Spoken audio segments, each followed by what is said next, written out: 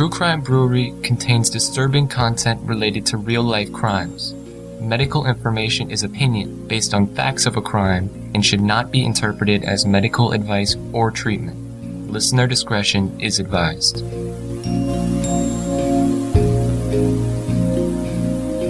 Welcome to True Crime Brewery. I'm Jill. And I'm Dick. Bruce Cleland was a shy, intelligent man who at the age of 41 had very little experience with women. Rebecca Salcedo was younger, extremely manipulative, and very experienced with men. When the two came together as a couple, this was a complete disaster. Bruce adored Rebecca and he'd do anything to please her. But unfortunately, there was just no pleasing Rebecca. Join us at the quiet end for Despicable She, the plot to kill Bruce Cleland. After winning Bruce's love, Rebecca began making demands. An opulent home, no sex before marriage, a Mercedes, a boat, an unlimited line of credit, and the wedding of her dreams.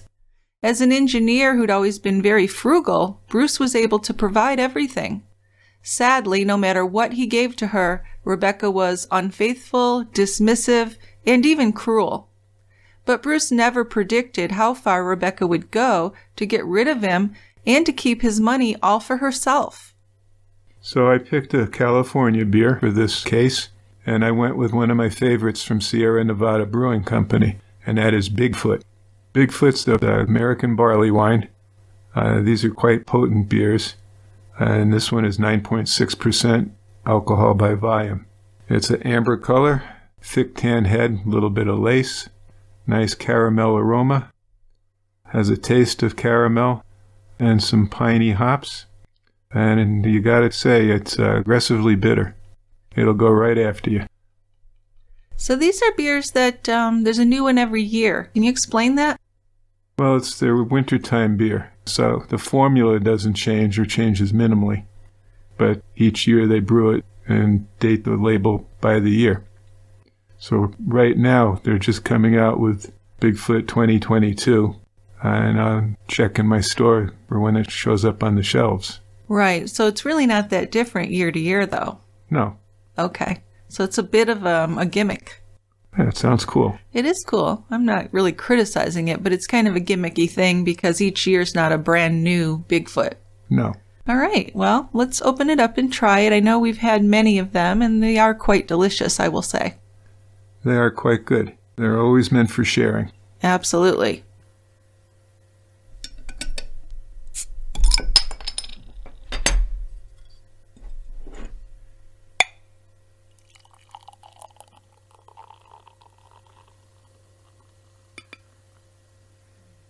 All right, Dickie, down here at the quiet end, getting chilly out, so we've got a fire going.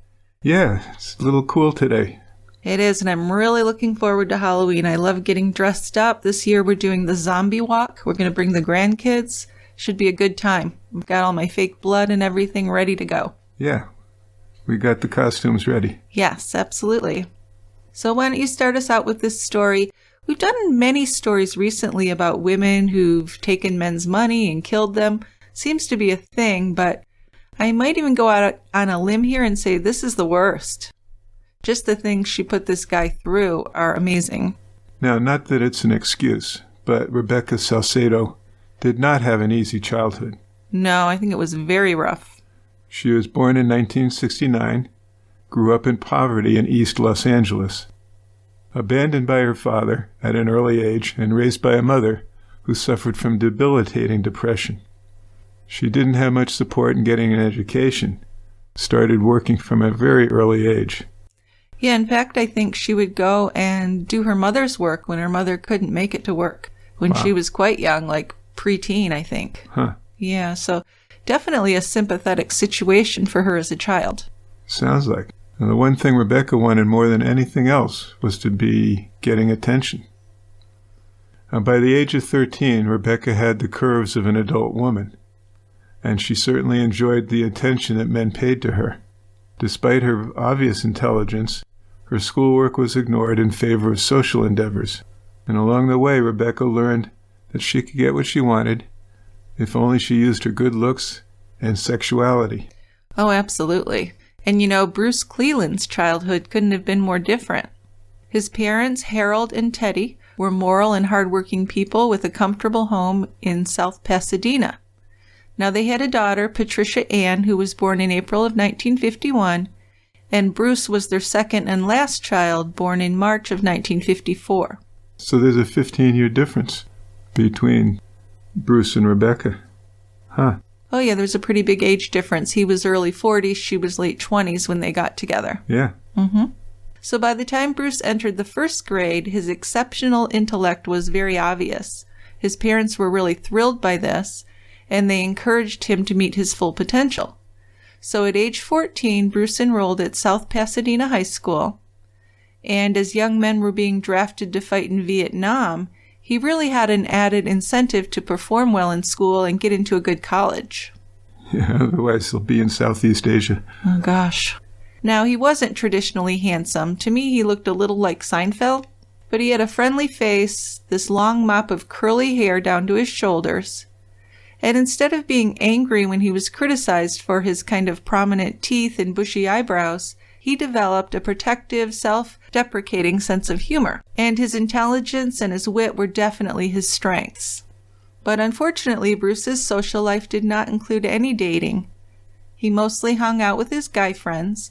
He was very, very shy and focused on academics. Math and science were his favorite subjects. Now, he wasn't much of an athlete, but he did love sports. He loved watching football with his dad, who had season tickets for the University of Southern California Trojans. Bruce and Harold had more than just a father-son relationship, too.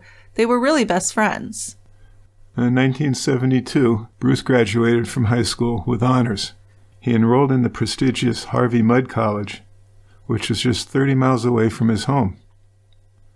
This school is one of the country's top liberal arts college of engineering, science, and mathematics. And as he had done in high school, Bruce concentrated on his studies and socialized with his male friends. Still not dating. He didn't have the confidence to ask any girls out, but he did like to drink beer and go to parties with the other guys. In 1976, Bruce earned his B.S. degree from the college. His exceptional academic performance earned him admission to Stanford University for his master's. He breezed through that program also, graduating with his master's in 1978. So Stanford shared its campus with large technology companies in a sector named Stanford Industrial Park, and this provided income for the university, and it helped the graduating students make an easy transition into the workforce. So companies there included Hewlett-Packard, General Electric, and Eastman Kodak. With his knowledge in software engineering, Bruce was a really attractive candidate. So GE offered him a job right away, and he moved to San Jose and became successful in Silicon Valley. He lived in a house on a quiet, tree-lined street, only about 20 miles from the Stanford campus. But Bruce didn't have much of a social life. He had always been careful with money, and he invested his money well, so his financial portfolio grew steadily. And after just a few years with GE, Bruce accepted an offer to work for Thomson Ramo Woodridge in their Systems Integration Group. The company purchased Electromagnetic Systems Labs, ESL, in 1977, and expanded their involvement in aerospace, data communications, software engineering, and reconnaissance technologies for the U.S. military. So Bruce's knowledge and experience made him a real natural for the position that he was given.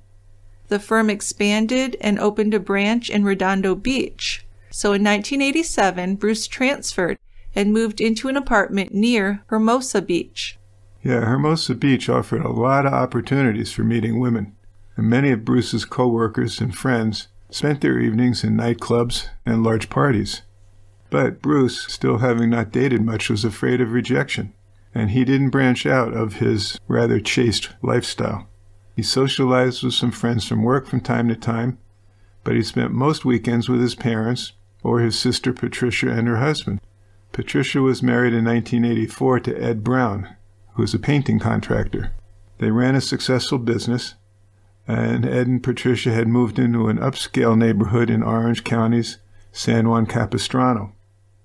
Bruce and Ed became very good friends after they met. Yeah, but I think the absence of a woman in Bruce's life really worried Ed and Patricia over the years. Oh yeah, that's his big sister. She's looking out for him. Yeah, he was just so introverted and so uncomfortable in social situations. And his lack of confidence meant that he never dated. Bruce didn't spend much money on himself either. He drove a 1973 Oldsmobile that had been given to him by his dad. So super frugal. But as he matured, he did become more attractive. By the middle of the 90s, in his early 40s, he was pretty average, okay-looking guy, well-groomed. His hair was cut and styled, his eyebrows were manicured, and he had had some dental work done. So realistically at this point, Bruce really could have dated many attractive women. Many women would have found his intelligence, his accomplishments, and his kindness very attractive. But Bruce just didn't seem to recognize his own appeal. Yeah, Bruce and his dad Harold sometimes went together to a swap meet in La Mirada. This is about 15 miles from South Pasadena. Shopping for items at bargain prices was fun for them, and they'd make a day of it. Marketplace was set up on the paved area of an old drive-in theater and covered close to 18 acres. This is a marketplace. I know, it really is. About 600 vendors were there at any given time, selling everything from clothing to food to auto parts. And at the front center area was where you could buy food, and you could eat that on site while you wandered around. Yeah, so in December of 1995, Bruce and Harold spent the morning with other shoppers, just perusing the rows of tables and tents. Considering himself a connoisseur of Mexican food, Bruce stopped often at the shops with spices and jalapenos. So that day he ended up at a display with a woman who he thought was just absolutely stunning. Rebecca Salcedo wore a plunging peasant blouse with a colorful short skirt, and her dark green eyes caught his, and she was smiling at him. So that was really something. He wasn't used to that. Bruce inquired about the spices she was selling, and Rebecca was very friendly with him. After he and his dad walked away, Bruce said something that Harold had never heard from him before. He said, "Hey, Dad, I'm going back to talk to that girl." So from a short distance away, Harold watched. It just seemed so out of character for his son, and he wondered if this would lead anywhere, because the whole family kind of wants him to settle down and have a family. So Bruce talked with Rebecca for a few minutes, and then she handed him some papers. Harold would learn later that these papers were actually Rebecca's resume. She and Bruce had talked about job opportunities at TRW, so she'd asked him about openings, and he'd offered to put in a good word for her there. So over the next few days, Bruce's family noticed a big change in his attitude. He seemed lighthearted and happy. Now at the same time, Rebecca excitedly told her friends about the man she'd met at the swap meet. So after a couple of days, Bruce actually called her and asked her out. So that couldn't have been easy for him. No, from what I've heard about him, it would be very difficult. Yes, I think she must have really given him, the impression that she was interested. Otherwise, he never would have done that. Right. Expecting Rebecca to share a photo or some information about Bruce's personality, her friends were quite surprised when what she shared with them was Bruce's credit report. She had used her access from her job in collections to research Bruce. He had no outstanding debts and earned over $100,000 a year. And remember, this is the 90s, so $100,000 a year is a pretty good income now, but back then it was really a lot. Yeah, plus he had a good amount saved up. Yes. Or in accounts for retirement, stuff like that. So he was pretty well off. Now, he did have credit cards. None of them had balances. And Rebecca told her friends, "This is the guy I'm going to marry." Yeah, so at first Bruce's family thought Rebecca could be good for him. He became more outgoing, and he just seemed so much happier. And Bruce bought all kinds of gifts for Rebecca, many times at her request, but he bought her a car, paid for her to take a trip with a friend, and then he even paid for her to have breast enhancement surgery. But his family didn't mind. He had the money, and he seemed happy. Rebecca also had a young son, and she told Bruce that her son's father was the only man she had ever slept with. So she was really presenting herself to him as an old-fashioned Catholic girl with very little sexual experience. But her close friends really couldn't count how many men Rebecca had slept with. Also, Rebecca had a sexual relationship with at least 2 women before meeting Bruce. And getting together with Bruce really hadn't slowed her down at all. She still had many sexual conquests during that time. But Rebecca began to brag about Bruce's money, and she said his elderly parents would be leaving him a lot of money too. They went to dinner together on their first date and continued to see each other often. Rebecca and Bruce dated but didn't have any sex because she convinced him to wait. She told him she was afraid he was just using her for sex and she wanted to wait until after marriage. So he agreed to that. I mean, he was very smitten. Yes, he was. And very unsophisticated, at least in regards to women. Oh, absolutely. Oh. He was very much an easy target for someone like her. Yeah. So after a couple of months of dating, Rebecca told Bruce that she was unhappy with the little house she was living in. A larger house in front of it was empty, and she wanted to move in there. So she asked Bruce to help her with the expenses, and he agreed. Then, once she was in this larger house, she needed new furniture, of course. So Bruce bought her a leather couch and chair, a shelving unit, appliances, and a new bedroom set for her son's room. Bruce really liked the boy and wanted to be part of his life as well. But Rebecca had been manipulating men for years, and her control over Bruce was really incredible. She pressured him to upgrade his vehicle, and he gave in. So in March, just 3 months after they'd met, Bruce bought a brand new SUV, a 1996 Toyota 4Runner with tan leather interior, for Rebecca. He also had a trailer hitch installed for towing their new boat. Bruce even got duplicates of his credit cards and allowed Rebecca uncontrolled use of them. So this drastic change in his spending habits did shock his family, but they still hesitated to say anything because he just seemed so damn happy. Yeah, I can see that some. I'd still would have said, maybe they did, but I would have said something to Bruce. They may have, we don't know. But at the same time, they didn't want to ruin his happiness. He'd never even had a girlfriend. Right. I know.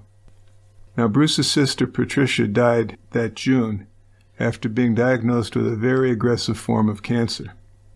She was only 45 and had a young child. Her death was devastating to the family.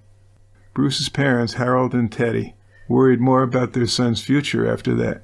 They wanted him to be married and in a home of his own before they died. And Bruce also had his own concerns about being alone after his parents passed. So they met Rebecca. They had some misgivings, a lot of misgivings, but they hoped that it was just a matter of her needing to mature.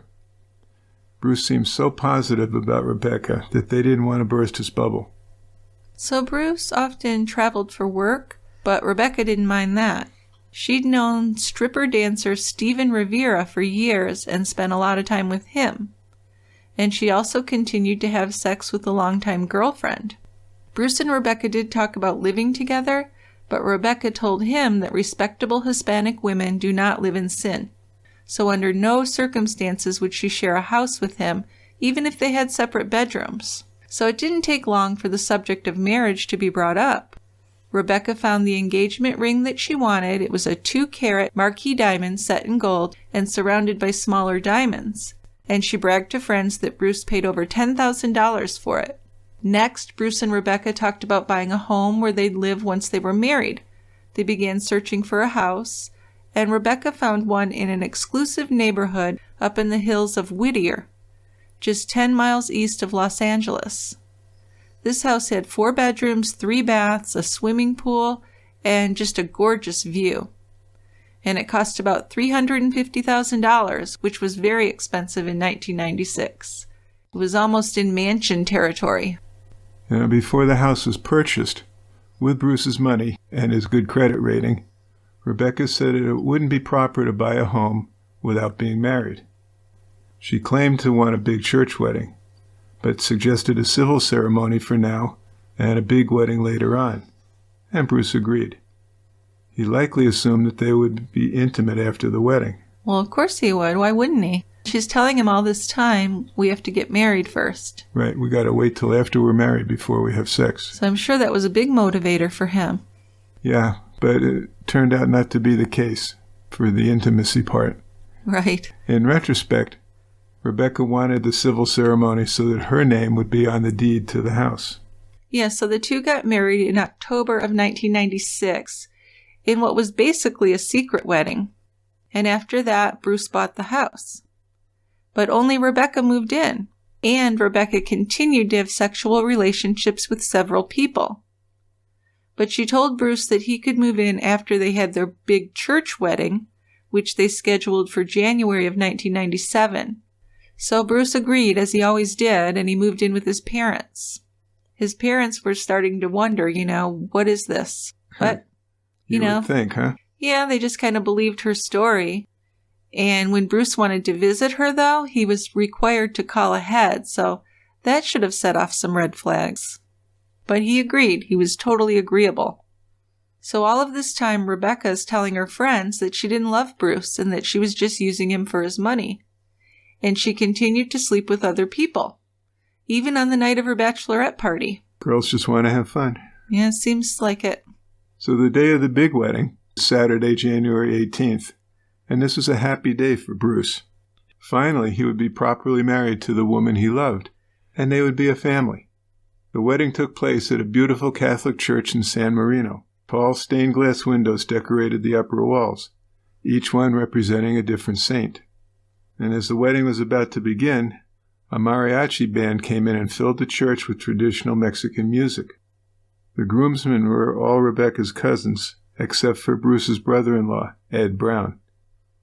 There was a professional photographer there to record the event. And according to the photographer, Rebecca was very dramatic, and the photographer said it was one of the hardest weddings she had ever worked at. Rebecca wasn't ready on time, and she is a real drama queen.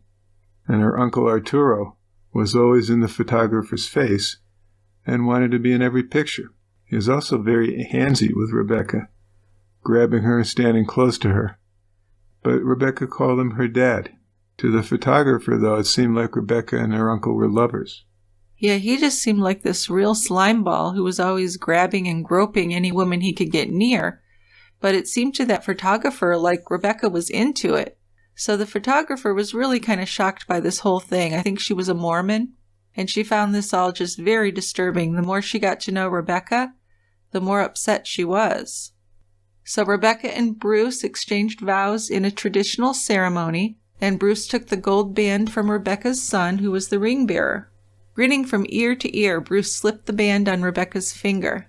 Now the cost of this wedding, not including the engagement ring, was about $40,000. They held the reception at an exclusive country club where neither of them was a member. And afterward, the couple left for their honeymoon in Hawaii, which did not go well, to say the least. According to what Rebecca told anyone who would listen, the honeymoon was a complete nightmare. Bruce hadn't been able to perform sexually, she said, despite her trying everything. She had worn lingerie to arouse him. Nothing worked. Then, with an expression of disgust, she said she had caught her husband masturbating. Then she complained that Bruce had been a virgin, and he had no idea at all what he was supposed to do. And there's just no way he's ever going to satisfy me, she said. Yeah, so she's really spreading the word about this, which is humiliating. Yes, it is. She even called Ed Brown, Bruce's brother-in-law, and complained to him that Bruce was impotent. Ed was shocked by this. He hardly knew her. He did suggest that she get some counseling, and many of her friends wondered if she is saying all of that to excuse her intention to continue having sex with other people and ask for a divorce from Bruce. Well, yeah, many of them felt that that was the plan all along.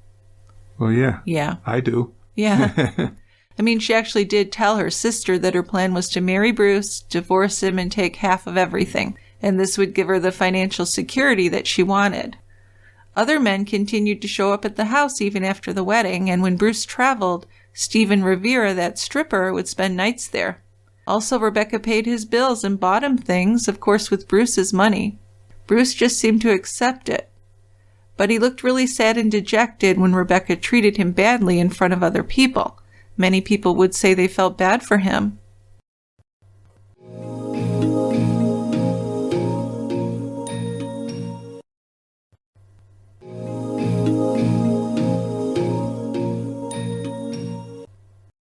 After the honeymoon, Bruce's travel for work became more frequent.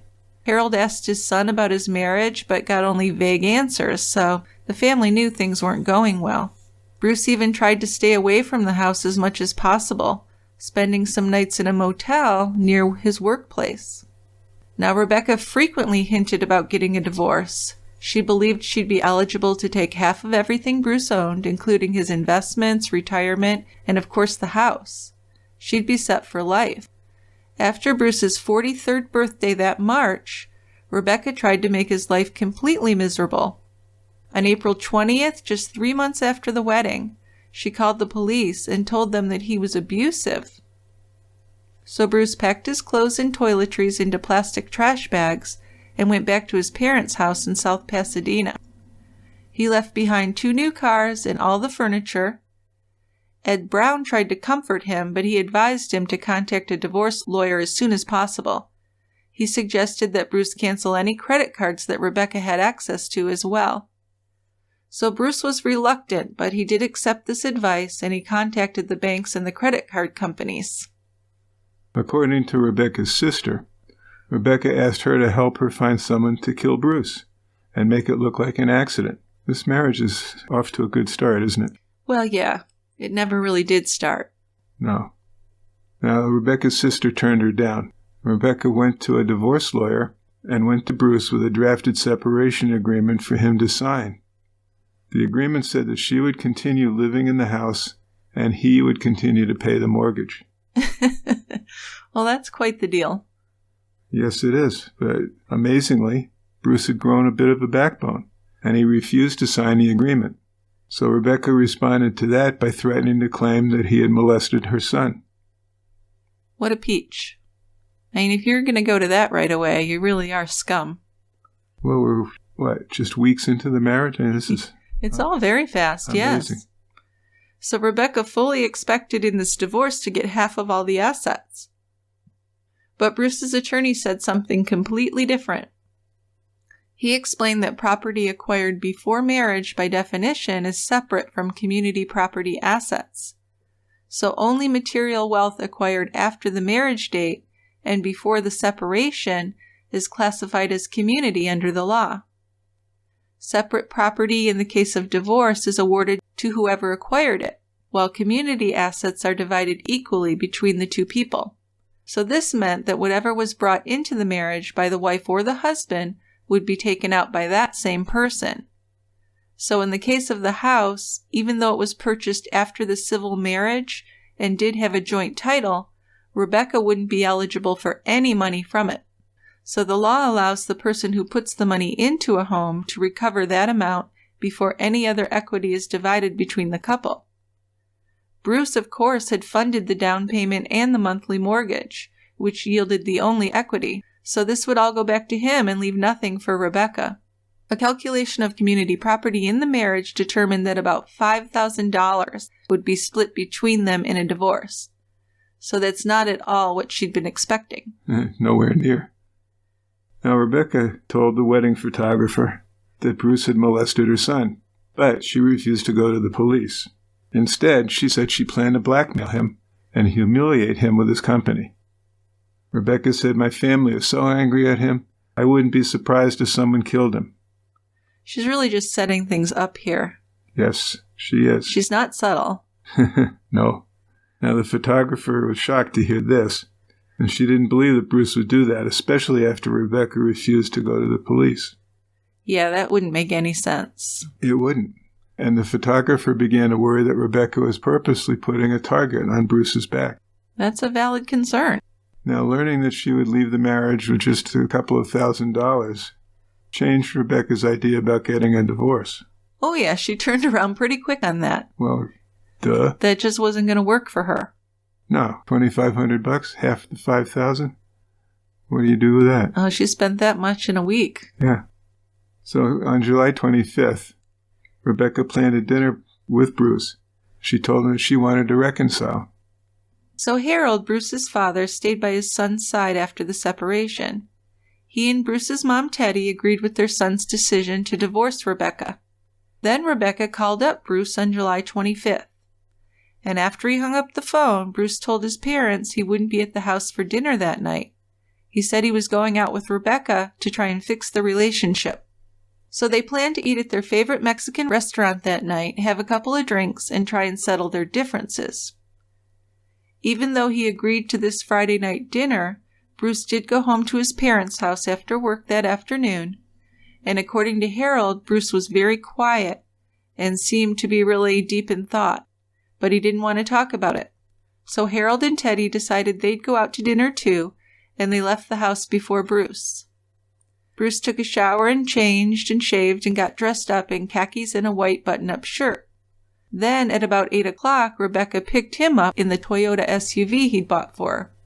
So Rebecca wore a black dress with a plunging neckline. Does she have any clothes that don't have plunging necklines? No, and, I'm not going to slut-shame her, but that was her biggest asset. She was wearing black high heels, and she also had some of the expensive jewelry Bruce had bought for her. So she's going all out here.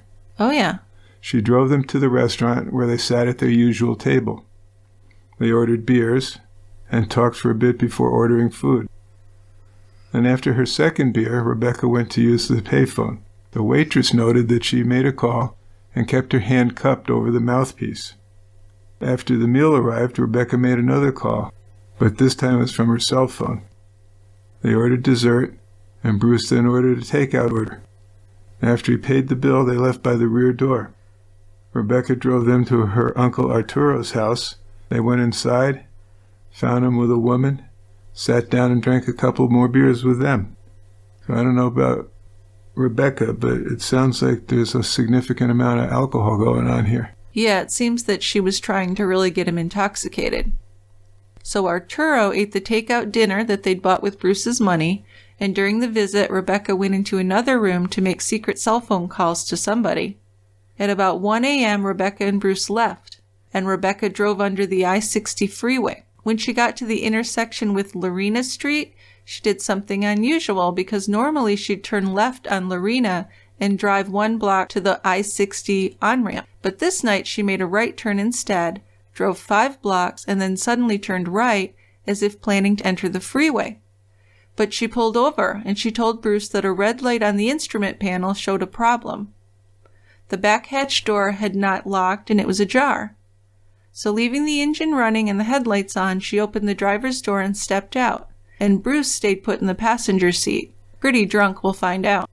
Then suddenly a man dressed in black came out of some bushes, pointed a handgun at Bruce, and shot twice into his open window. A bullet pierced Bruce's face above his upper lip on the right side of his face.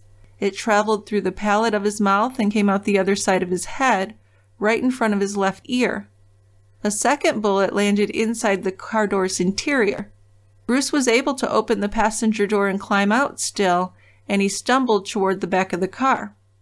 Bruce staggered across the street, and the shooter followed him, continuing to shoot at him. Another bullet hit Bruce in his lower back and came out of his abdomen.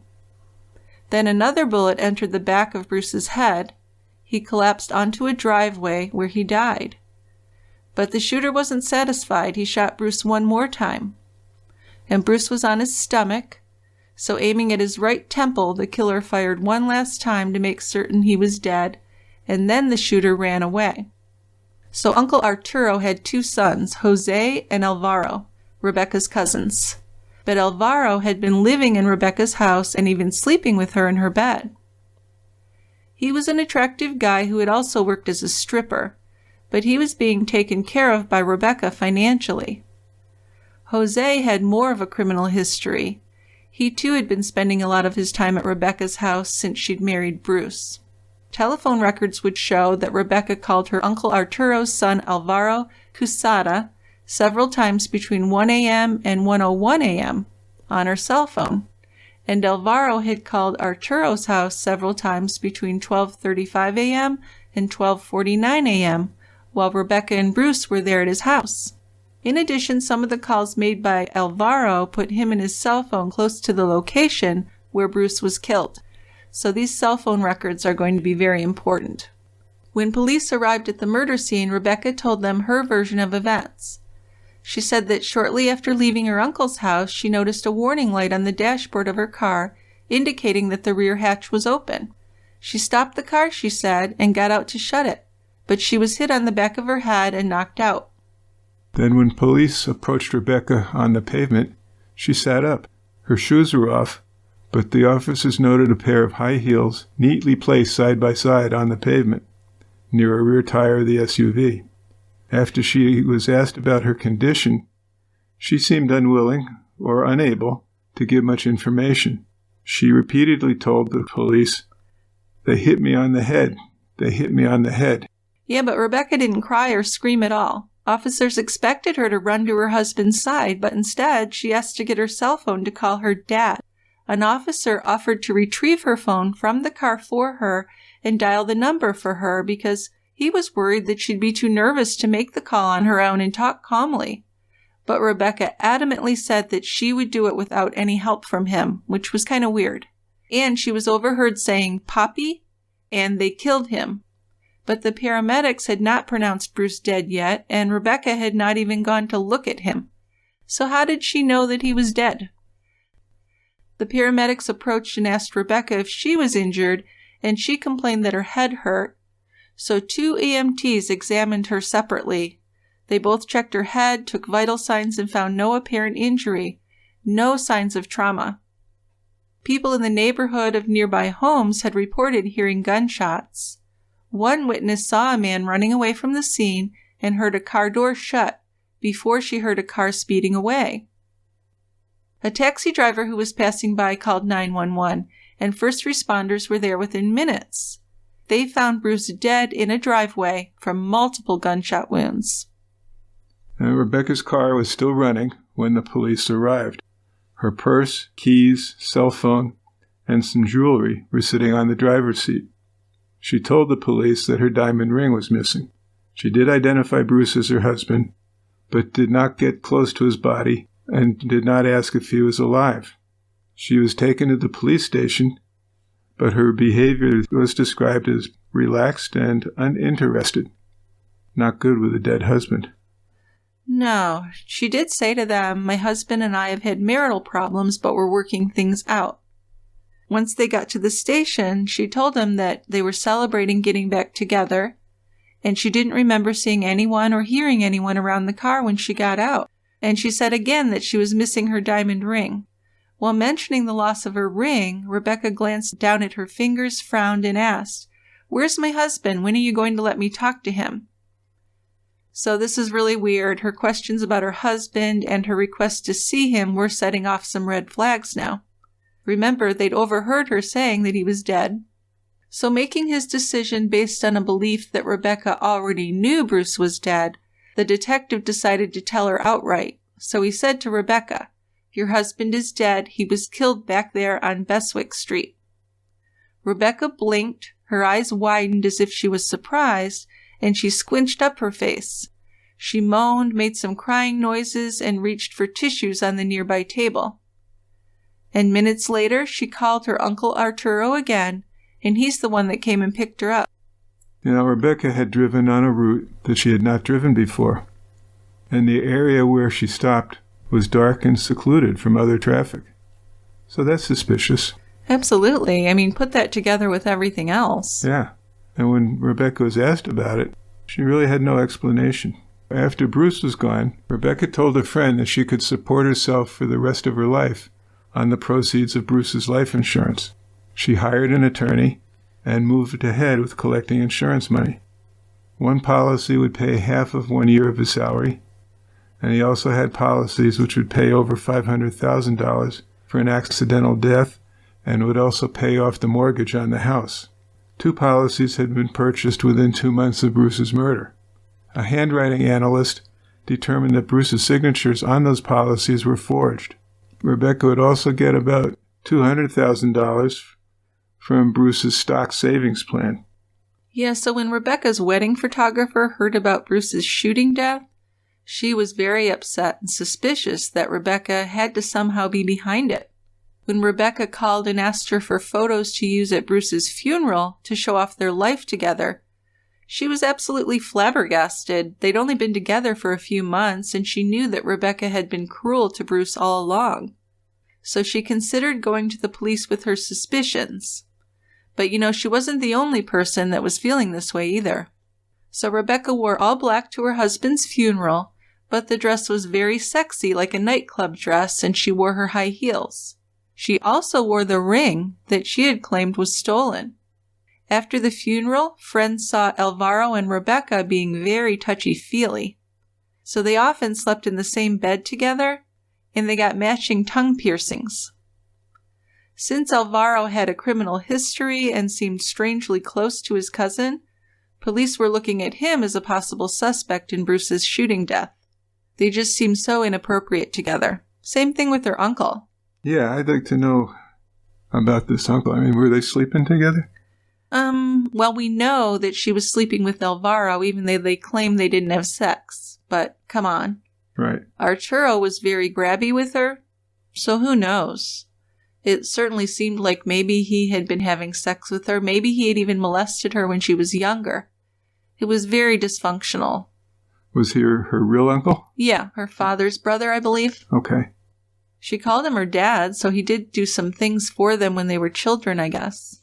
But just every other woman thought he was creepy. Couldn't stand to be near him. Now, one of the residents who had seen the shooter chasing and shooting at Bruce thought she may be able to identify him. So she was brought in and shown 6 different photos. In less than a minute, she pointed to a photo of Jose Quesada. This was the first solid lead on Bruce's shooter. Yeah, so in December, Alvaro Quesada was living with Rebecca full-time as he had after Bruce moved out. Rebecca was buying him things, paying his bills, and really spending most of her time with him. When the police showed up with a search warrant for her house, Rebecca was really surprised to see them, and she held her left hand behind her back. When police asked her to see both of her hands, they saw that she wore a diamond ring on the 3rd finger of her left hand, and the ring matched a photo that the Cleland's wedding photographer had given to the police. So the carjackers, as she called them, had not stolen her diamond ring, as Rebecca had told them many, many times. Remember, after Bruce was killed, she was very focused on saying that ring was stolen. So that must have been an insurance thing. But she's caught red-handed, literally. Yeah. Well, not literally red-handed, but ring-handed. Yes, literally. So the investigation moved forward with the examination of telephone records. On July 26th, just before 2:30 in the afternoon, Rebecca had called the cellular company and canceled Bruce's phone service. At this point, he'd been dead for a little over 12 hours. So yeah, that's one of the first things I would do. Well, yeah, it really didn't fit what they would expect from a grieving widow. No. And then, about 3 hours later, she called again and had the service suspended on her cell phone. Now, according to a fraud investigator for the cellular provider, this request is normally made in the case of a lost or stolen phone. The phone is unusable and the customer is not charged, but the user can keep the phone number for future service. Then Rebecca made a 3rd call to the cell company in August, a month later. She reported that her cell phone had been stolen. She even provided a police report number, which is required by the phone company in case of theft. To the detectives, it looked like Rebecca had worried that her cell phone records might show something suspicious. So she was trying to mislead the police in case they figured out who she had called that night. And that way she could claim that her phone had been stolen. Or maybe, by suspending service for her cell phone, the detectives wouldn't be able to access her call records. But Rebecca was wrong. Oh, totally. So Rebecca's and Alvaro's cell phone records showed the activity on Friday night, July 25th. Rebecca called her uncle Arturo at 4:37 p.m., and at 5:36 p.m. she called Alvaro's cell phone. At 9:30 p.m. she called Alvaro's number again. At 10:01 p.m. she made another call to Alvaro. At 10:03, just 2 minutes later, a young woman named Ilba Lopez received a call from the restaurant payphone, and it was a female voice asking for Jose Quesada. Then at 10:24 p.m., Alvaro called Rebecca's cell phone. 10:52, another call came to her from Alvaro. And at 11:13, Rebecca called Alvaro. At 11:56 p.m., Alvaro called Rebecca. 1 minute later, he called Rebecca again. Then, at 1:01 a.m., less than 10 minutes before Bruce was shot, Rebecca called Alvaro. Alvaro also made several calls to his father Arturo's house during the time when Rebecca and Bruce were visiting with him. So basically, this is just a lot of contact on the night of Bruce's death, especially when you consider that over the previous 4 weeks, Rebecca had called Alvaro 2 or 3 times total, and Alvaro had never called her at all on her cell phone. Well, it's certainly an uptick in phone traffic. Well, yes, quite a bit. And if the police investigation was worrying Rebecca, she wasn't showing it at all. In fact, she went out on shopping sprees. She booked a trip to Jamaica and had several parties at her house, professionally catered. She also paid for Alvaro's cell phone, clothes, and gave him cash whenever he asked for it. She'd even gone to Vegas and hooked up with a doctor there who she kept in contact with. Many people think that was her next target. Yeah, a rich doc. Yep. On February 17th, 1998, the police finally had enough evidence to arrest Rebecca Cleland and Jose Quezada.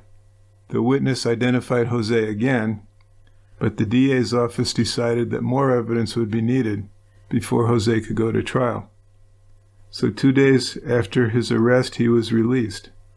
Rebecca, however, remained in jail. Alvaro Quezada was then arrested for conspiracy to commit murder. That same day, Jose Quezada was taken into custody again and charged with murder. So they must have gotten some new information. I think they were just getting things together, yes. The evidence needed to charge Jose came from a witness who had known both brothers. The witness remembered that in the spring of 1997, Jose had asked him for a gun and a driver because he had a hit to do. Then he returned for the gun, but said he didn't need a driver anymore. So this Rebecca Cleland case fits a common motive for other wife-killing husband cases. She planned to stay with Bruce just long enough to get his money. Now, when Rebecca learned the divorce settlement would not give her the expected money, she had decided that her husband was worth more dead than alive. Now, she had to find a hitman. Not a problem for Rebecca because she had 2 cousins who were ready and willing to do it. It really seems like it, yeah. Right place at the right time. Well, she just never seemed genuine in that relationship at all. I mean, that's the sad part, is that he really didn't know that he deserved so much better. And even after getting everything she wanted, having the wedding, they never really had a married life at all. No. And she went around humiliating him. Yes, she did. So it really is horrible. She would have dinner parties and go out and, he would pay for everyone. He was just like the wallet, basically. So it's very sad for this guy. And his family, just tragic. So, the trial of Rebecca Cleland, Jose Quezada, and Alvaro Quezada was not an easy case for the prosecution because they had to rely on circumstantial evidence and the statements of witnesses who saw a dark figure running away from the crime scene. The case against Rebecca was based entirely on circumstantial evidence. Direct eyewitness testimony was the primary evidence against Jose, and for Alvaro, telephone records would be critical, as well as the proof of cash and checks that Rebecca had given him. So in June of 2000, the trial began. Rebecca was dressed in a black suit with a red blouse and she wore glasses. She'd gained quite a bit of weight and looked in court nothing like she had when she'd been married to Bruce. Seems like when people go to jail, they either lose weight or gain weight. What's that all about? Well, I mean, the weight gain, you're eating probably a bunch of carbs. Right. For most of your meals. I mean, there's all that. And you're probably not exercising. You don't have a lot to do. Or at least not as much exercise as you might have done on the outside. Well, yeah, but then some people in prison seem to work out all the time and become all muscly. But We've seen a lot of people just get really fat. And that's kind of what happened to her. Well, and certainly you can see losing weight because you don't eat. Yeah, if you don't want to eat the crappy stuff. Well, anyway, Jose and his brother Alvaro had both had some makeovers, and they looked good. They appeared like these clean-cut, law-abiding citizens in suits. For his opening statement, the prosecutor went over what he believed had happened on the night of Bruce's murder. So he said on Friday, July 25th, 1997, Rebecca calls Bruce and arranges a dinner date, supposedly to discuss a reconciliation. But in reality, this is a ploy to lure Bruce to East Los Angeles, where her cousins Alvaro and Jose can kill him. Bruce and Rebecca go to dinner that evening at a small restaurant in East Los Angeles. They eat dinner, they have a couple beers, and they leave. Later on, they go to the house of Arturo, who's the uncle of Rebecca and the father of Alvaro and Jose. And at the house, Rebecca continues to give Bruce more alcohol, until about 1 in the morning on July 26th. So step by step, he laid out the plan. Bruce and Rebecca leave Arturo's house, supposedly heading back to the house in Whittier. Rebecca is driving Bruce's Toyota 4Runner, and Bruce is in the front passenger seat. But Rebecca doesn't take her normal route home. Instead of getting on the 60 freeway at the usual on-ramp, Rebecca heads for the on-ramp to the southbound Santa Ana freeway. That entry is located in a very secluded residential area. So just before getting on the freeway, Rebecca stops the car and gets out. And at that moment, Jose, who's been hiding nearby, approaches the passenger side of the car where Bruce is sitting. And Jose reaches through the open passenger window, aims a .38 caliber handgun at Bruce's head, and pulls the trigger. The gun fires, and Jose's first shot hits Bruce in the upper lip area. That bullet travels through his lip, his mouth, and comes out on the other side of his head near his left ear. But that wound wasn't immediately fatal. So Bruce, bleeding profusely from his head, managed to get out of the car and started to run. But Jose chased him. And as Bruce crosses the street running for his life, Jose fires again. He hits Bruce in the lower back, and that bullet passes through his abdomen. At this point, Bruce starts to stagger and falls to the ground, but Jose isn't finished because he has to make sure that Bruce is dead. So Jose walks up to Bruce and shoots 2 more bullets directly into his head. And one bullet hits Bruce in the back of the head, coming out of his forehead. The other bullet fires right into Bruce's temple. So after he's sure that Bruce is dead, Jose runs down the street to the awaiting getaway car, which is driven by his brother Alvaro, and they speed off. The police and paramedics arrived on the scene almost immediately, but there's nothing they can do for Bruce. He's 43 and he dies in the driveway on Beswick Street, murdered by his wife and her 2 cousins. So that's how the prosecutor summed it up.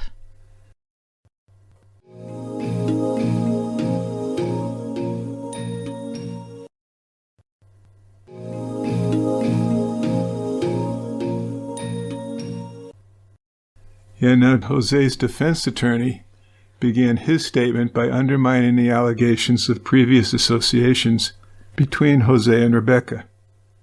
Yeah, they're cousins, he said, but Jose and Rebecca had not been close and had spent very little time together. Also, Jose and Alvaro had not been close. The prosecution had announced plans to link both Rebecca and Alvaro to Jose by the use of cell phone records. But the defense intended to show that neither Rebecca nor Alvaro had made one call to Jose's phone number. So, he said, the brothers hadn't been close enough to be involved in a murder conspiracy. He also intended to show that there was no way a witness could have identified Jose as he ran from the murder scene. Well, I can kind of see that because it's dark and he's running down the street, but she did manage to pick him out in a lineup. Yeah. Alvaro's defense attorney claimed that his client had nothing to do with Bruce's murder either. He wasn't even present in the area where Bruce Cleland was shot, he said, and he was not waiting in the car. He suggested that Alvaro's cell phone had been stolen or that someone had borrowed it that night. And he also said that he would cast doubt on the credibility of the science evidence. Technology related to tracing the location of cell phones hadn't been around long enough to support a murder conviction, he said. And he added that the testimony would show that his client had been elsewhere that night. Testimony from Alvaro's former girlfriend would reveal his state of mind resulted from hearing this woman say she wanted to break up with him. Yeah, he said that this news had put Alvaro in a really deep depression that night. And during those early morning hours when Bruce was shot to death, Alvaro and the friend were at a nightclub 10 miles away from the murder scene. Then afterward, they drove to another bar where the mother of Alvaro's son was a bartender. So if these two witnesses, the friend and the bartender, offered convincing testimony, it would really be difficult for the jury to convict Alvaro. The murder of Bruce had happened shortly after 1 o'clock in the morning, and the defense attorney said the defendant could not have been in both places at once. Now finally, Rebecca's attorney gave his opening arguments. After starting his statement by saying there are always two sides to every story, he offered up reasons for Rebecca's behavior that night. Now the prosecutor had presented the theory that the alternate route she drove, to the I-5 entrance rather than the usual I-60, supported the murder being planned in advance by her. But the defense attorney said that the I-5 freeway was also a reasonable path to her house in Whittier. He said the evidence would show that one of the paramedics who conducted an examination of Rebecca saw a spot of blood on the tips of her fingers, and maybe it had come from an injury to his client's head. Yeah, but her head had been examined and nothing was found. Yeah, but she did say she'd been struck on the head. Well, yeah, that was her whole story, that she'd been knocked out. Yeah. Now, Rebecca's attorney focused on a lack of evidence to prove that a conspiracy had existed between Rebecca and her two cousins. He repeatedly asked the jurors to keep an open mind about the facts of the case. It was a fairly brief opening statement, and after he finished, the judge ordered a short recess to be followed by the prosecution's first witness. Yeah, and that was Bruce's dad, Harold Cleland. So he took the stand, and he was first asked about his children, and he explained how he had lost his daughter to cancer, followed by the murder of his son 13 months later. So that's just hard to imagine. He said that the tragedy of their daughter's death at age 45 had really increased their hopes that Bruce would get married and settle down. When the prosecutor asked about Bruce's comfort with women, his father conceded that Bruce didn't know much about talking to them. He described how he and his son had visited a swap meet in 1995 and how Bruce immediately was taken with Rebecca. They went over Bruce's careful spending habits and how Rebecca had changed him into a more generous person. Harold said that Bruce had seemed happy buying her a boat, cars, and even the large house in Whittier. Harold looked really defeated as he went on over the months when his son was married to Rebecca. It had been a sad time, and then he went over the last time he had seen Bruce, right before his murder. Bruce's divorce attorney and brother-in-law testified about their interactions with Rebecca and the things Bruce had talked to them about. The lawyer explained that Rebecca would have received about $2,500 in a divorce settlement. She would have had no claim to any share of the Whittier house. Since Bruce had used his own separate assets for the down payment, he would recover that upon the sale of the home. So Rebecca had miscalculated. The attorney had explained to Bruce that he would have no financial liability to Rebecca at all by divorcing her. Now, it was very damning when friends of Rebecca and her own sister testified for the prosecution about Rebecca's behavior and spending habits. She had been very critical and horrible about Bruce and had continued to have sex with other people after the marriage. Her sister Lorraine spoke about Rebecca's complaints about Bruce and how she wanted him out of the way, but she wanted his money. And according to Lorraine, Rebecca had told her that she wanted her to help her get rid of him. Rebecca said to her, well, you know a lot of people. You're in the bail bond business and you know a lot of people who can do things. It can be done, like if he had an accident, or cutting the brakes, or just making it, having something happen to him, but that it would be like an accident.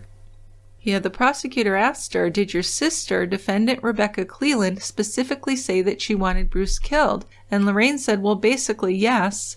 She said, I couldn't believe what I was hearing. I told her that I didn't know anybody like that and said I didn't want her to ever talk about something like that or even think about it again. Then she had asked Rebecca, how do you know I'm not going to call the police and tell them what you just said to me? And she said that Rebecca looked her in the eye and said, I'll just tell them that it was all your planning, that you were having an affair with Bruce, and it was all your doing. So to me, it's just really scary how that Rebecca can just flip like that on people. I tell you. Remember how she did with saying that Bruce had molested her son, and then saying that her sister could be behind the murder, and she just has no problem with that. Whatever it takes, right? Exactly. So Lorraine spoke about the time she was a bridesmaid at the church wedding. Later, Rebecca had told her and many others about Bruce's poor sexual performance on the honeymoon. And by April, Lorraine said, Rebecca was sharing her plans to kick Bruce out of the house. Lorraine said she thought Bruce was a nice guy and felt sorry for him. She also respected his parents. In fact, Lorraine told Mrs. Cleland that she should hire a private investigator so that the PI could get proof of Rebecca's infidelities. Mrs. Cleland had even told Bruce that he had married the wrong sister. You know, it's really sad because the sister, many women could have appreciated this nice guy, but he was in love with this horrible woman. So other prosecution witnesses included that man who had been asked by Jose for a gun, and the resident who had identified Jose in a lineup. Then stripper Stephen Rivera testified about getting calls from Rebecca while she was on her honeymoon with Bruce, and then having sex with her shortly after she returned home. Eyewitness to the murder Roberto Suarez testified about what he had seen that night. He had rounded the corner of Concord and Beswick Street, then stopped his truck when he saw the parked Toyota with its lights on and the driver's side door open. He said he saw a woman lying on the ground behind the car with her feet out toward the street and her face toward the tire. He even demonstrated how she was lying on her side with her head cradled in her hand like she's taking a nap. After Suarez completed his testimony, 5 first responders who'd been at the scene were questioned about their observations that night. So the jury heard about Rebecca's claims of being knocked unconscious, the absence of any injuries to her head or body, her calm demeanor, with no interest in the status of her husband, and the absence of even any rips or tears in her clothing. They also testified about her high heels sitting neatly together on the pavement, and her cell phone call to Arturo Quisada, the father of both Jose and Alvaro. One of the EMTs had overheard the conversation and recalled to the jury hearing her ask if Pepe was there, waiting a moment, and then saying, "Something has happened. We're on Beswick. They killed him." And jurors also heard disturbing descriptions of Bruce's condition. The first officer to interview Rebecca had talked to her at the crime scene while she sat in the back seat of his patrol car, and he recalled that Rebecca told him that someone had stolen her diamond ring. Detective Rick Peterson took the stand and went through a detailed description of how the live lineup was done after the witness had identified Jose from a group of photos. He also told the jury about serving a search warrant at Rebecca's Whittier house and finding Rebecca wearing the diamond ring that she had reported as stolen. She had tried unsuccessfully to hide her hands, and this incident proved that she had lied to them. The medical examiner testified that Bruce had died by homicide from 4 gunshot wounds. He gave gruesome details about the effects of each bullet tearing through Bruce's body. He also explained to jurors about stippling, which had been on Bruce's cheek, nose, and face, the peppering marks that are left on a victim's skin when a gun is fired within close range. He defined close as the gun's muzzle being between 6 inches and 2 feet from the skin. The murder weapon used on Bruce had never been found, and the jurors were shown several photos from Bruce's autopsy as the medical examiner explained his findings. Another finding shared by the medical examiner proved that Bruce had consumed a large amount of alcohol. His blood alcohol was measured at 0.33%, which is like 4 times It's a lot. the limit. So in California, a person is legally intoxicated with a reading of 0.08. According to medically approved charts, Bruce must have ingested at least 15 drinks within a 2-hour period. After establishing a probable sequence for each of the 4 gunshot wounds, the prosecution had no further questions.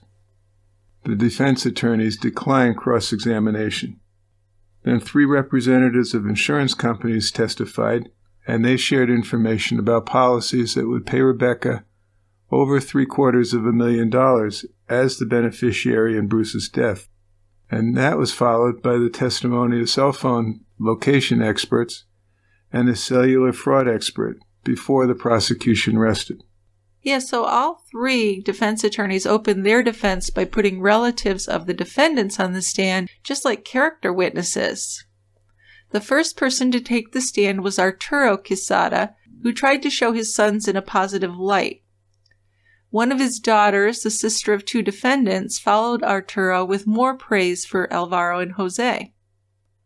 A doctor came next to tell jurors about Jose's injured arm, which may have limited his ability to hold and fire a gun. Alvaro needed an alibi, and his attorney questioned a woman who identified herself as the mother of Alvaro's young son.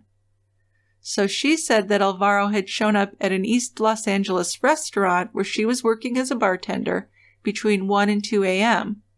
She said that he had entered with a friend of his named Jerry. On cross-examination, the prosecutor was able to establish that Alvaro had used his cell phone to call her number at 1:37 a.m. and had left a voicemail message, but the witness said she had no memory of getting that message. Then she began crying and dabbing at her eyes with a tissue. So the prosecutor next addressed Alvaro's financial status with her and got her to admit that Alvaro was usually needing money. In order to discredit the witness's direct testimony about Alvaro's alleged visit to her workplace near that time that Bruce had been killed, the prosecutor asked her about the bar's floor plan. So the prosecutor had gone there with the detectives and looked the place over, and they'd found a problem in what she had told investigators. It actually would have been impossible for her to see where Alvaro and Jerry were supposed to have been, because there was a wall between her and the bathroom area, and that would have prevented her from even seeing them. So anyway, that alibi for Alvaro really did not hold up. Not at all. No. So neither Rebecca nor Jose chose to speak in their own defense, but Alvaro did. Oh, he just seems so cocky. Alvaro denied being the getaway driver or having anything to do with the murder. In May 1997, he had accepted Rebecca's invitation to move in with her at the Whittier home. When asked if he had been employed while he was there, or if he was supported by Rebecca, he was only able to give vague, rambling answers. So his cross-examination was a disaster for him.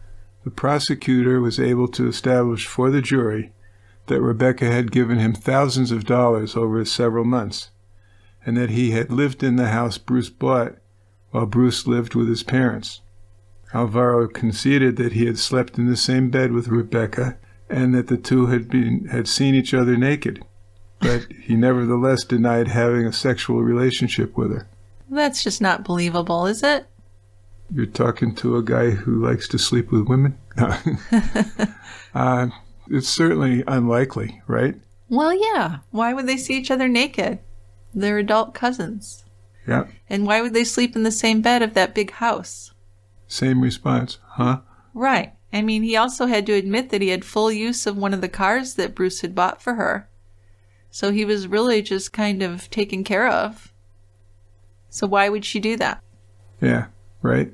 Right. In his closing arguments, the prosecutor said that Rebecca and Alvaro stepped into the shoes of Jose Quesada, making them equally guilty of first-degree, willful, deliberate, premeditated murder. Lying in wait, he said, would be simple to decide.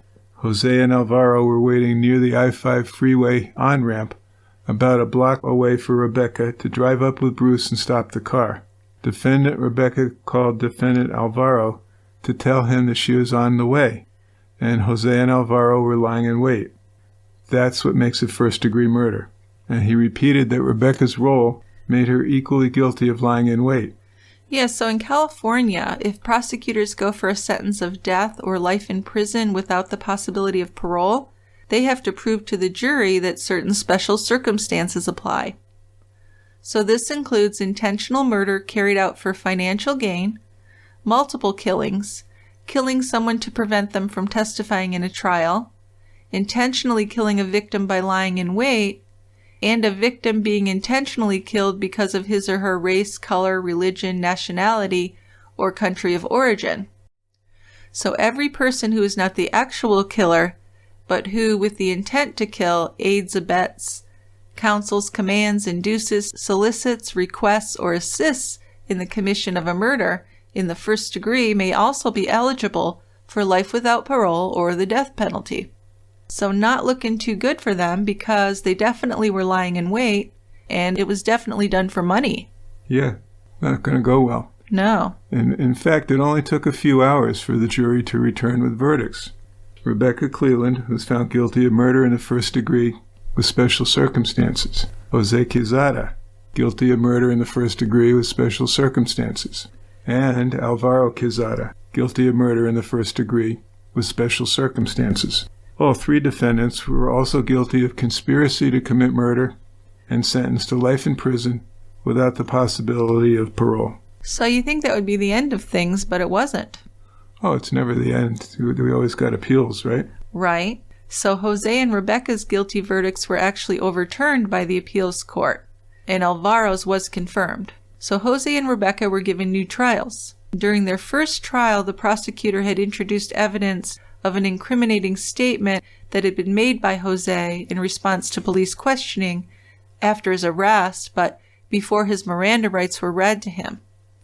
And they had also introduced evidence of Jose and Rebecca's post-arrest silence and argued to the jury that their silence was evidence of guilt. So you don't do that. Those are two big no-nos. So they got a new trial. But a little over a month later, Bruce's mother died. And 5 weeks after that, Bruce's father died. So neither of them were around for the new trial. Yeah, in fact, the whole family is gone. Yeah. Bruce was killed. His sister had cancer. So all we have left are Ed Brown and his child. They're wiped out. It's really tragic.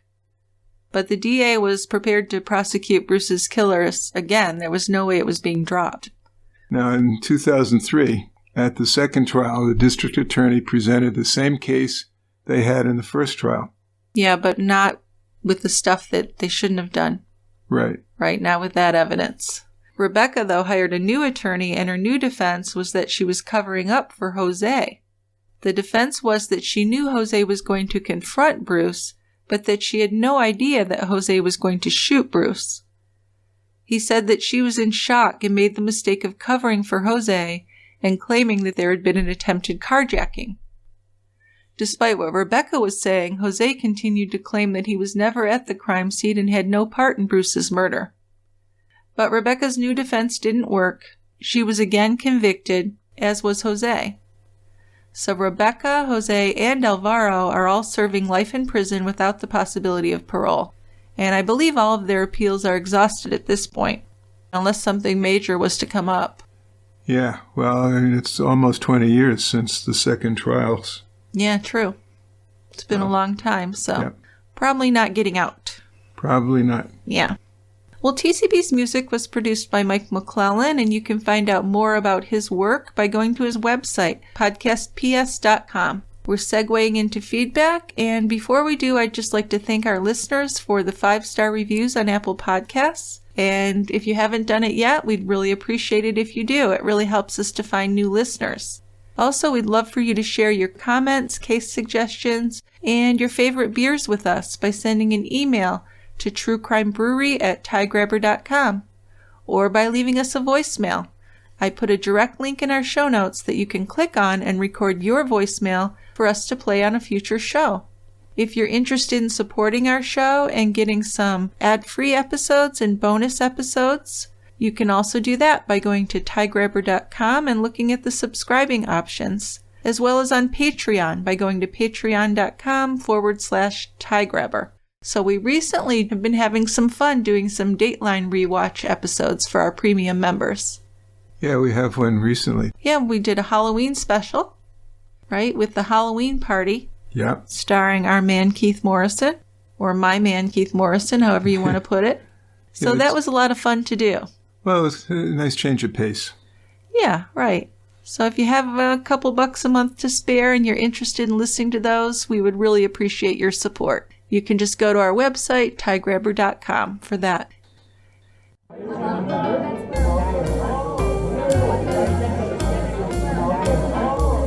It's time for listener feedback.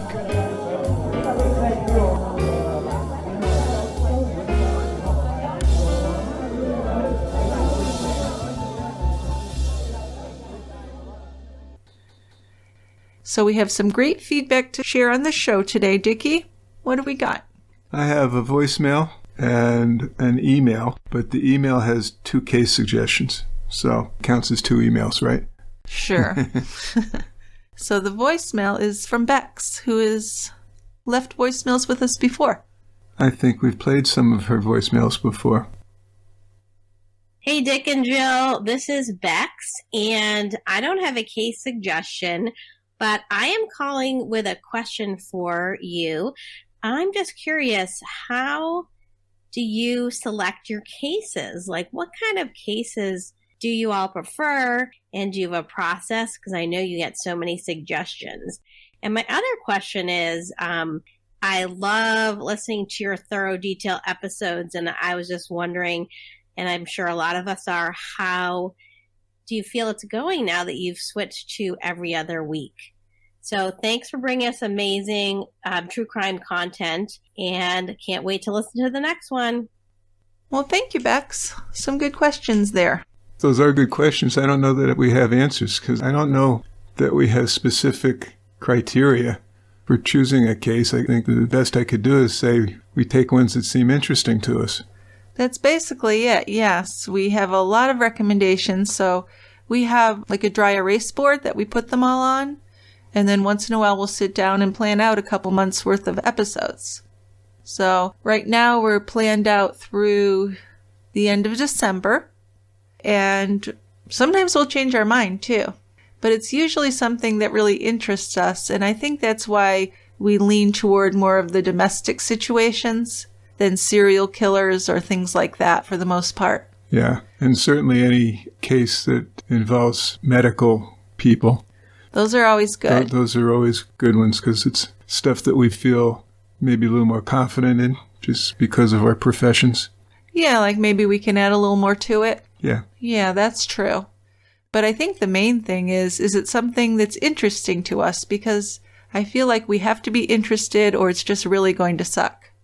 Oh, absolutely. If my heart's not in it, I don't want to talk about it really, and that's why it's bad. And I think that's why the bonus episodes about Dateline and Keith are so much fun.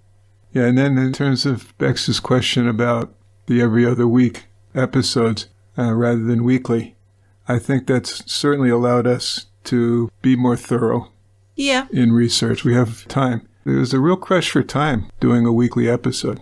Oh gosh, yeah, it was just constant. Like as soon as I'd have one recorded and edited, the next day I'd have to be starting on the research for the next one. I'd only have a few days to do that. So I think having 2 weeks does give more time for that, but it also gives more time for other things in our lives. Grandchildren, hobbies, volunteer work with animals, all that kind of stuff. So I definitely like it. I do kind of miss having an episode every week, but at the same time, I feel like we need that time not just to be more thorough with the work, but to have more balanced lives. Yeah. There's just a lot to it, a lot of details, which I wouldn't complain because I love it. It's fun, but it is a lot of work. So thank you, Bex, and thank you for listening. We really appreciate people listening, or else we wouldn't even be doing this. Okay, so that's the only voicemail we have today, but there were other voicemails. They were just complimentary stuff that we're not playing. There were other voicemails that was mostly commentary and stuff. Didn't have any cases suggested.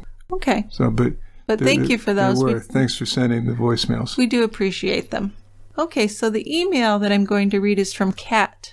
And Kat writes, "Hi there. True Crime Brewery is my favorite podcast, and I never miss an episode. I'm a subscriber as well and always make sure to serve my husband cookies and milk in my TCB glass. I have 2 case suggestions for you, the first being the case of Thomas Montgomery, a.k.a. the Tall Hot Blonde Murder. It is fascinating. There's a crazy documentary called Tall Hot Blonde, TALHOTBLOND, in one word, and I'd love to hear your take on the case. The other is the case of Bert Pugach and Linda Riss from the 1950s. That is one of the most bizarre stories you will ever hear about, and again, I'd love to hear your take." Well, thanks, Kat. Yeah, I think I've seen Tall Hot Blonde. Well, without giving really anything away, it's about a love triangle that ends up in murder. That's all I'll say. It's kind of a catfishing story, though, isn't it? I believe. There was a documentary in 2009. I guess it was popular enough because in 2012, I think it was Courtney Cox produced or directed or both miniseries or a movie called Tall Hot Blonde.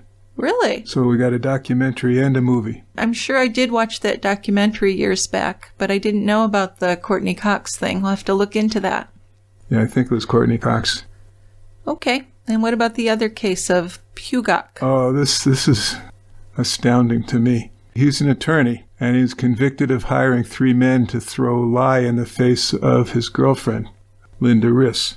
So she was blinded in one eye and lost most of the sight in another eye and was horribly scarred. Oh, my God.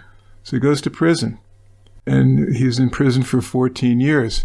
And throughout that time, he and Riss corresponded regularly. And when he got out of prison, they got married. Is Holy that amazing? shit. That's terrible. Oh, my gosh. What was wrong with her? Isn't that sad, though? Oh, it's terrible. It's so sad because she was disfigured and pretty much blinded. And maybe that's why she felt like she couldn't go out and meet someone new. I don't know. But that's horrible. And why did he only serve 14 years? Don't know. That doesn't seem long enough either. Well, we'll have to be looking at it. And I looking wonder if into those 3 men went to prison. Yeah. They did? Yes. All right, we'll look into that. That's fascinating and sad, as most of these cases are. That's right. Thank you, Kat. And thank you, everyone, for sending in your feedback. Yes, we appreciate it. We do appreciate it, and even though we don't play all the voicemails, we do listen to them, and we do really appreciate the praise. We just don't feel like everybody wants to hear that. Thank you so much for listening and for your feedback, and we will see you next time at the Quiet End. We'll save some seats for you. Bye-bye. Thanks, guys.